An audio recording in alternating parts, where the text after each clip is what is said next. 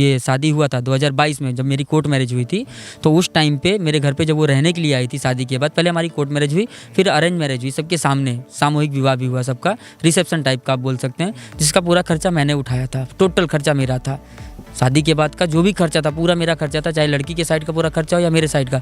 Even जो घर से लड़की कुछ सामान लाती है, जो भी हो, सोफ़ा, वॉशिंग मशीन, बेड वगैरह। लोगों का सवाल है, लोग जानना चाहते हैं, जब आपकी पहली शादी हुई थी, कोर्ट मैरिज इनसे शादी हुई थी, इनका क्या नाम है? रेशमा से आपकी शादी हुई थी, तो फिर क्या कुछ ऐसा मामला आप दोनों के बीच में, क्या कुछ ऐसा हो जाता है कि आप दोनों के रिश्ते में दरार आती है? जो भी है सर, इसमें होता क्या है, जब ये मेरे घर आती हैं रहने के लिए, ये काफ़ी फैंसी और मॉडलिंग टाइप की हैं, और इनको सपोर्ट करने वाली इनकी मम्मी है और इनकी बहन है। इनकी बहन का सबसे बड़ा हाथ जो है कि एडवोकेट है, अभी नई नई एडवोकेट बनी हुई है, जो भी हो मतलब अच्छा है। पर जो इनकी मम्मी और ये दोनों के चढ़ावे में आके मतलब इनके अंदर इतना ज़्यादा शादी करने के बाद वो मुश्किल से 2 से 3 महीना मेरे याद 4 महीना ज़्यादा रही होंगी मेरे घर पे, और उसके बाद से आज 3 साल से वो अपने घर पड़ी हैं, अपने मायके पड़ी हुई हैं। तो आपका बारात निकलता है और आप दुल्हन के घर जाते हैं शादी के लिए, जयमाल पर आती है पत्नी, अचानक से क्या कुछ होता है? वहाँ आने के बाद से पूरा उसने हंगामा किया, हंगामा करने के बाद से शादी रोक दी गई, और जो भी था मतलब किसी से झूठ बोल के या कुछ भी करके नहीं किया गया था, क्योंकि इन मैडम के साथ मेरा तलाक का केस चल रहा है।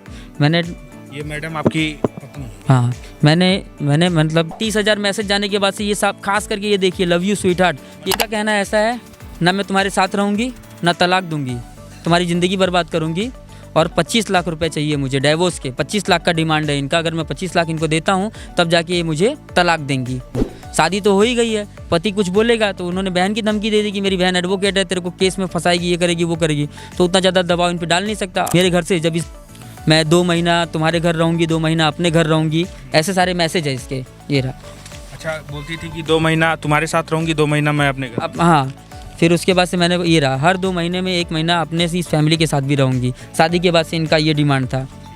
काफ़ी समझाने के बाद जब ये नहीं समझी तो मुझे कोर्ट कचहरी का धमकी देने लगी कि मेरी बहन एडवोकेट है। अब मैं मतलब इन्होंने मुझे जब दहेज का और ये सब का केस लगाने का बात किया मेरे पे, तो मैंने एक लीगल सलाह लिया एडवोकेट से। उन्होंने बोला एक तुम नोटिस डाल दो कि तुम अपनी पत्नी को घर लाना चाहते हो, उसके बाद फिर बात करेंगे। ये रहा मेरे पास हिंदू मैरिज एक्ट 1955 की कलम 9, ये गुजराती में लिखा हुआ है, मैं हिंदी में बता रहा हूँ, 9 के तहत, यानी कि HMP मैंने किया था।